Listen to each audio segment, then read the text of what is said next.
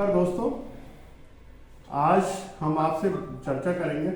आजकल आप देख रहे हो इन दिनों में आजकल जैसे जैसे केमिकल बढ़ रहा है, एनवायरनमेंट पॉल्यूटेड हो रहा है, जितनी मेडिसिन सारी केमिकल बेस्ड आ रही हैं, तो आयुर्वेदिक मेडिसिन जो प्योरिटी में हो उनका चलन बहुत बढ़ रहा है। तो मैं आज आपसे बात करूँगा डॉक्टर दीपक जी से, जो इन तरह की चीज़ों में महारत हासिल रखते हैं, बहुत ज़्यादा इनको नॉलेज है और वो आपको पूरी डिटेल बताएंगे कि क्यों आयुर्वेदिक मेडिसिन ज़्यादा अच्छी है बजाय केमिकल बेस्ड मेडिसिन से। थैंक यू दोस्तों। My self doctor Deepak Sharma. दोस्तों, जितने भी एलोपैथिक कंपाउंड हैं जो अवेलेबल हैं, उनके सबके साइड इफेक्ट्स हैं।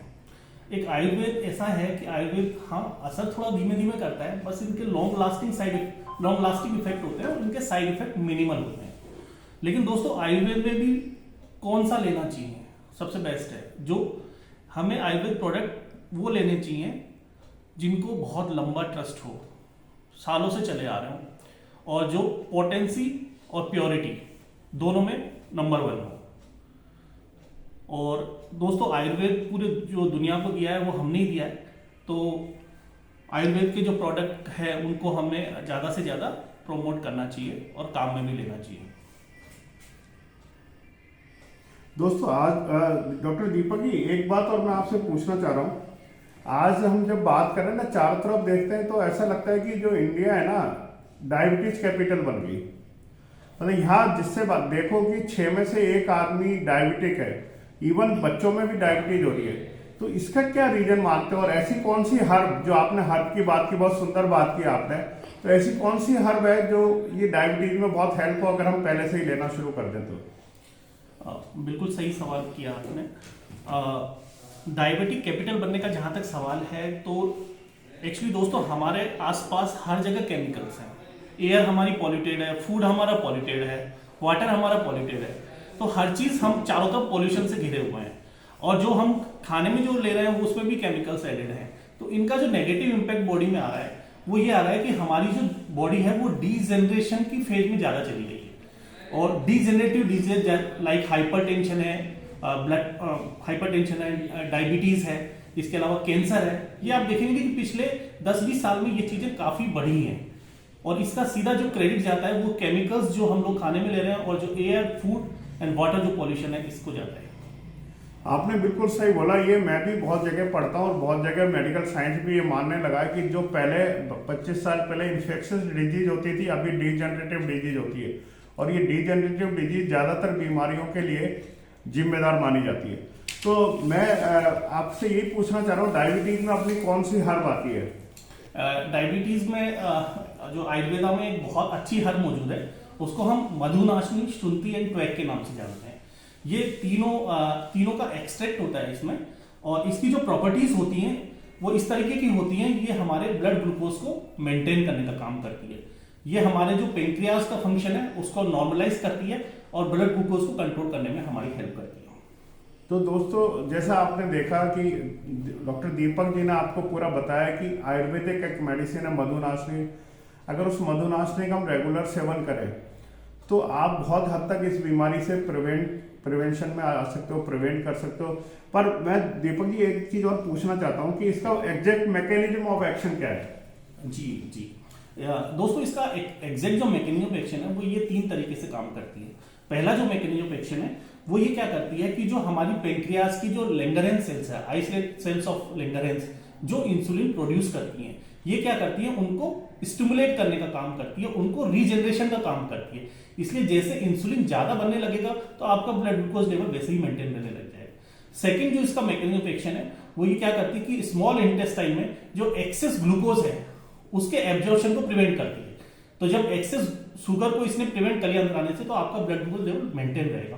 और तीसरा जो इसका मैकेनिज्म ऑफ एक्शन है वो ये क्या करती है कि ये क्या करती हैं, जो हमारी टेस्ट बड्स होती हैं टंग पे, और उनमें जो शुगर रिसेप्टर होते हैं वहां पे जाके बाइंड कर जाती है। तो इस वजह से ज्यादा शुगर खाने की हमारी इच्छा नहीं होती। और इसका ये तीनों जो मैकेनिज्म ऑफ एक्शन है, ये तीनों बहुत तरीके से कारगर है और इस वजह से ये हमारे ब्लड ग्लूकोज लेवल को मेंटेन करने में काफी हद तक असरदार है। एक और क्वेश्चन मेरे दिमाग में आ रहा है दीपक जी, क्योंकि आपने बहुत अच्छी बातें इसके बारे में बता रहे हो। आजकल हम लोग सुनते हैं कि टाइप 1 और टाइप 2 डायबिटीज, दो तरह की डायबिटीज होती हैं। तो ये क्या जो आप मधुनाशनी और ये त्वाक और ये जो बता रहे हो, ये दोनों में कारगर है या किसी एक पर्टिकुलर टाइप 1 या टाइप 2 में ही कारगर है? हाँ बिल्कुल सही दोस्तों। और इसमें क्या है कि इनका जो मैकेनिज्म ऑफ एक्शन है वो इस तरीके का है कि ये टाइप 1 और टाइप 2 डायबिटीज दोनों में इक्वली इफेक्टिव है। अच्छा, एक और एक क्वेश्चन दिमाग में आता है और सब लोग पूछना भी चाह रहे होंगे कि अगर हम इसको एज ए प्रिवेंशन लें तो कैसी रहेगी, और अगर लंबे टाइम तक हम लें तो इसका कोई कॉम्प्लिकेशंस है क्या? नहीं, इसको हमें रेगुलर यूज भी करना चाहिए और इसके कोई कॉम्प्लिकेशंस नहीं है। और इसके अलावा दोस्तों मैं एक बात और ऐड करना चाहूंगा, डायबिटीज क्या होती है, डायबिटीज में स्लो डेथ होती है। Diabetes not a major killer, लेकिन उसकी वजह से जो बाकी ऑर्गन्स अफेक्ट होने लगते हैं, जैसे आपको थोड़े टाइम के बाद रेटिनोपैथी हो जाएगी, मतलब 15 to 20 ईयर्स के बाद में। इसके अलावा आपको नेफ्रोपैथी हो जाएगी, किडनी आपकी डैमेज होने लगेंगी। इसके अलावा न्यूरोपैथीज हो जाएंगी, है ना, तो आपकी नसें जो कमजोर होने लगेंगी। तो ये लॉन्ग टर्म कॉम्प्लिकेशंस होती है डायबिटीज की। लेकिन दोस्तों इस मेडिसिन के साथ ये देखा गया है कि यदि आप इस मेडिसिन का रेगुलर सेवन करते हैं तो ये जो लॉन्ग टर्म कॉम्प्लिकेशन है डायबिटीज की, ये काफी हद तक आप इनको डिले कर सकते हो। क्योंकि ये हर डायबिटिक पेशेंट के साथ ये कि 15 से 20 साल के बाद में ये चीजें होनी होती हैं, है ना।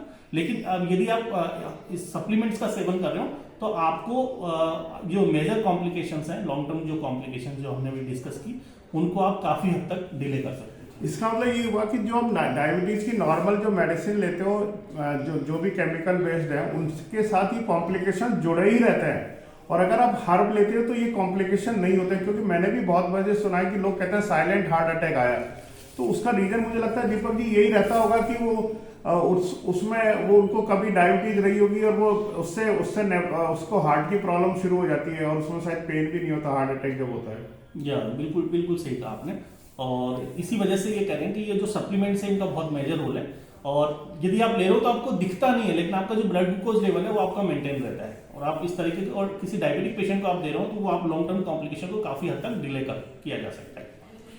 तो दोस्तों आज आपने देखा कि हमें डायबिटीज का कितना सुंदर तरीके से, कितनी अच्छी हर डॉक्टर दीपक ने जानकारी दी। अगर हम इसको लेते हैं तो हम कितने लोगों की जिंदगी को सही कर सकते हैं, उनकी वर्क एफिशिएंसी बढ़ा सकते हैं, हम उनका खर्चा कम कर सकते हैं, उनके घरों में काफ़ी कुछ हम उनकी इकोनॉमी को भी सही कर सकते हैं। इकोनॉमी से मुझे ये याद आता है कि एक रेस्पिरेटरी डिजीज होती है डॉक्टर दीपक जी, और उस रेस्पिरेटरी डिजीज में मैं अभी पढ़ रहा था तो पता लग रहा था कि 32,000 करोड़ रुपए हर साल खर्च होते हैं इस रेस्पिरेटरी डिजीज की वजह से।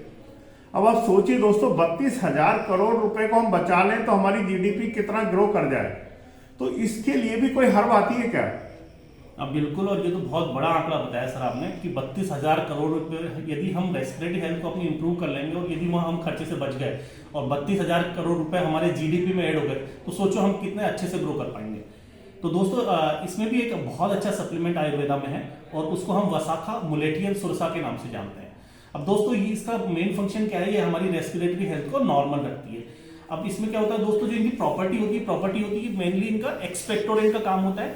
इसके अलावा इम्यूनोमोड्यूलेटरी प्रॉपर्टीज होती है, एंटीऑक्सीडेंट प्रॉपर्टीज होती है, एंटी इंफ्लेमेटरी प्रॉपर्टीज होती है।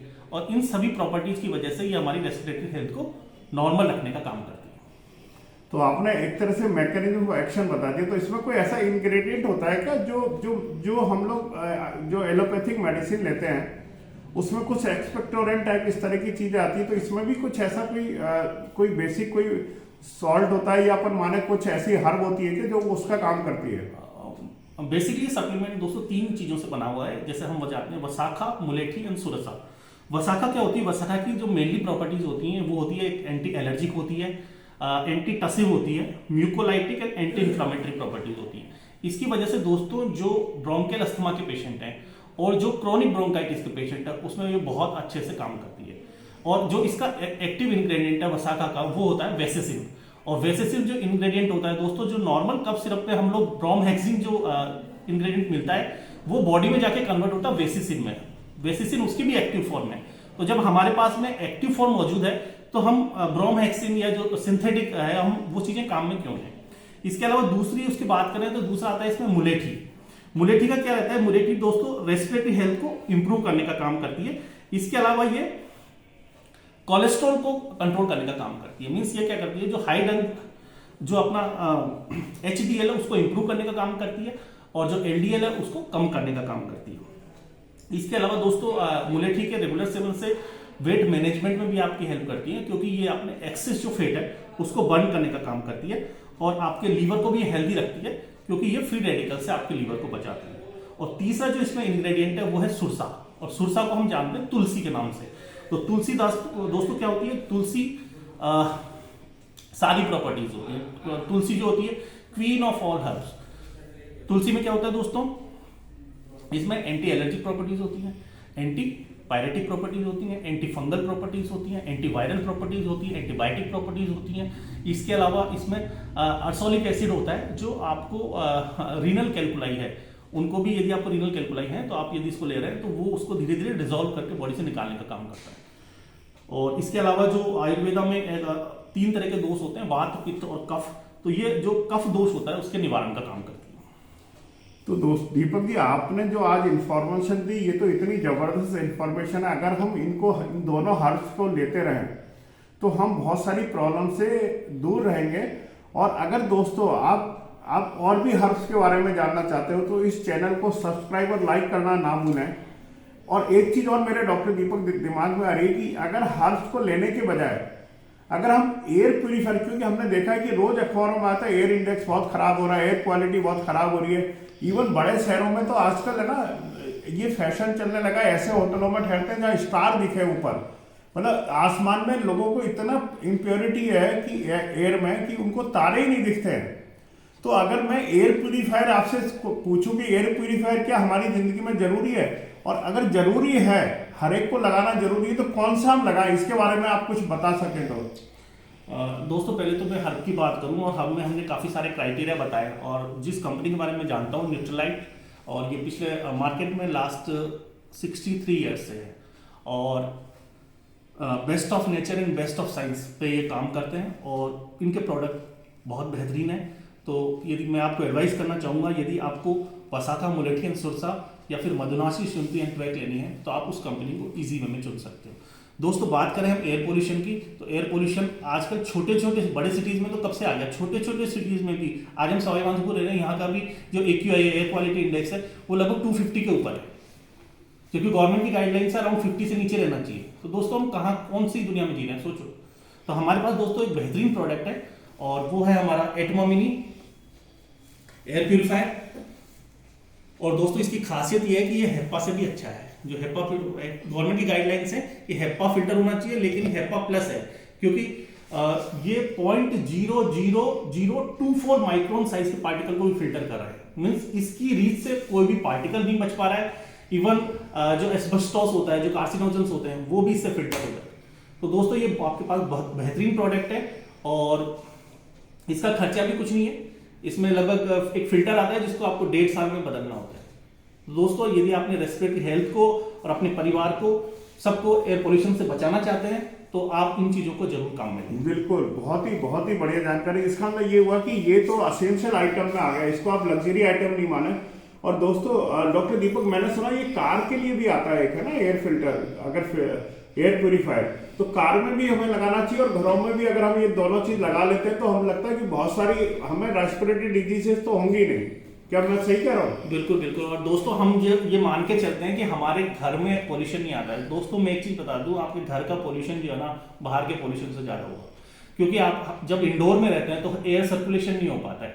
तो होम में जो भी आपका एयर क्वालिटी इंडेक्स, यदि बाहर यदि आपको 200 आता है तो घर का 300 मिलेगा आपको।